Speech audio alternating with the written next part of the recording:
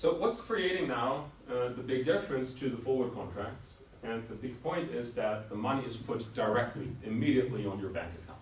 Right? Remember what happened here? This profit or loss occurred at the maturity date. Now, through the clearing mechanism, it doesn't occur here, it immediately occurs here. So the only difference is you don't have to do the discounting anymore. Right? So because of the forward, you do the discount and the payment at maturity, you do the discounting. If you immediately get it in your bank account, it's there. You can actually take it off if your bank account value is high enough. You can immediately withdraw it and use the money for something else. Right? So the big effect of that is that I've used a different notation here. But, the difference here in the forward price, that would be F little t minus F0 t. That will be put immediately on the account for the futures.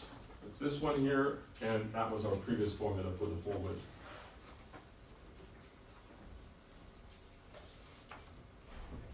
But that's basically already it, right? So as I mentioned here, there is some condition that the prices will be the same, and that is if you don't have any interest rate risk.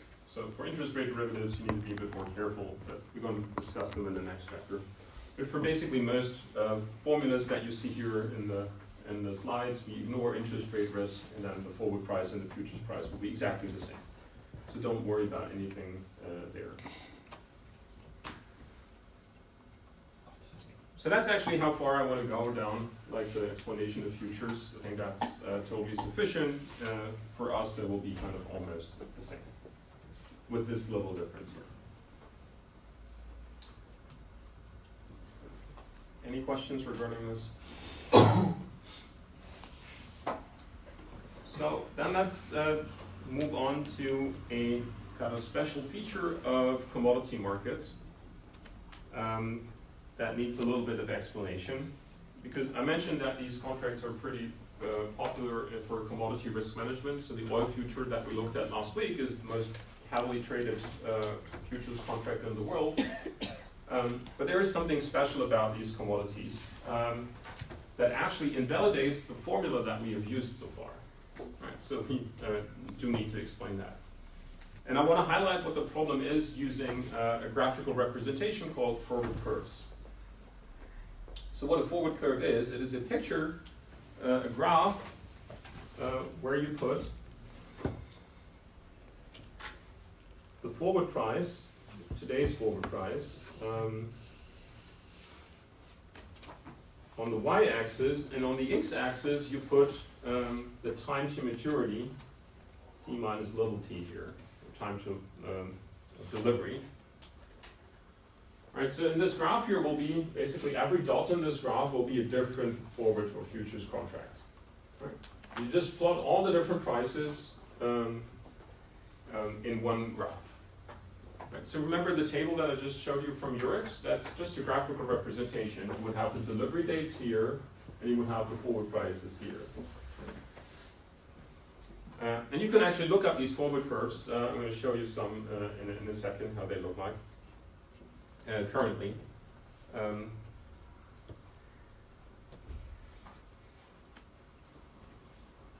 But before that, let's think about how this curve should theoretically look like. What shape should we expect here? Should it go down? Should it go up? Is it flat?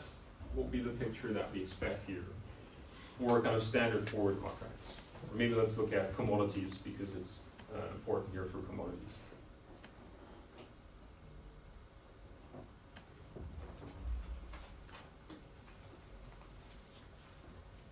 Any idea? So then, let me remind you of our formula that we developed for the oil futures. So that was F little t of capital T, that was the current oil price, multiplied with, maybe let's use the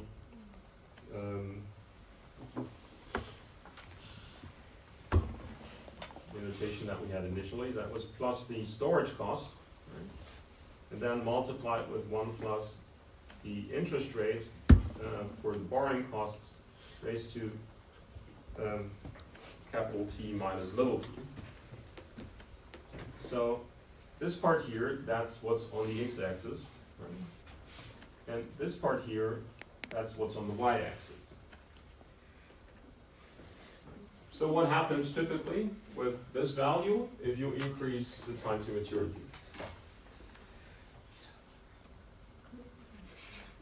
Yeah, say it loud. Yeah, so typically it would increase. We have to be a bit more specific. So if we have positive storage costs, which they usually are, and positive interest rates. If the rates are negative, then that might not be the case. But I can assure you that the picture that I'm going to show you is not due to interest rate problems. Right? So under the assumption that here R is positive,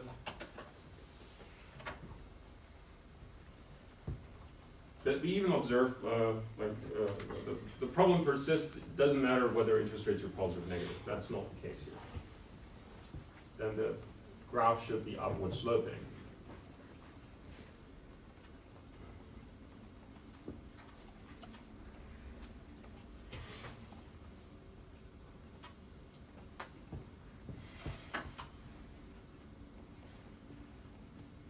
All right, so the curve should look something like this.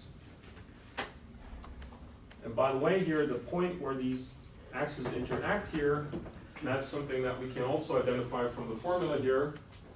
Right? So if capital T is equal to little t, then that's 1 plus r raised to the power of 0. That would be 1. And the storage cost for basically 0 time, that would be 0 as well. So you end up with the forward price being equal to the current spot price. Right? So that's the intersection with the y-axis, is the current spot price. That's also in the picture. Okay, so that's the curve that we would usually expect. And there are some assets, for example gold, or for the stock market index DAX, where that is definitely the case. Right? So such assets like stock market indices and gold, for example, they have these upward sloping curves. Now let's have a look at some real data. This is the forward curve of oil prices. On the left-hand side in August 2016 and the right-hand side in November 2012. The first picture looks good, right? So that would be kind of in accordance with our theory. So that the curve is upward sloping as we'd expect. But this one here looks weird, right? So here is upward sloping, like it has even like a little bump here in the interval for the maximum is like for half a year time to maturity. But then if you look at 5-year maturity, the forward price is much smaller than the current spot price. And just to be upfront, this is the normal picture. This is how we usually observe this. This is how it should be according to our theory, but that's what we observe most of the time. And that's surprising, that shouldn't be the case.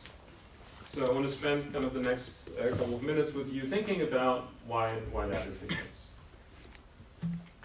But before we do that, let me introduce some terminology around this, because there are fancy names for the picture on the left and on the right.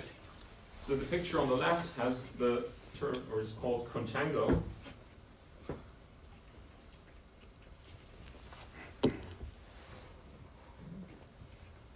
I'm not quite sure where this word comes from. I mean, there's tango, the dance in it. I'm not quite sure how that's related. And the picture on the left, on the right, is called backwardation.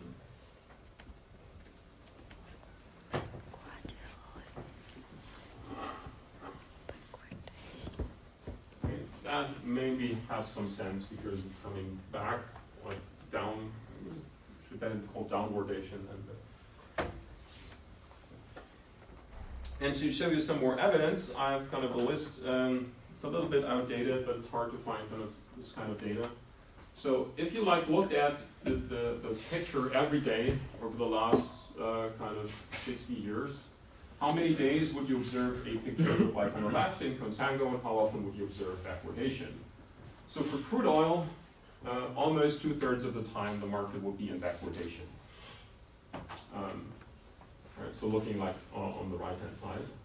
You have a couple of other commodities here. So livestock is actually animals which are alive, right? You can trade kind of cattle. It needs to grow, so kind of can buy it today, then basically Someone kind of raises the cow and then sells it to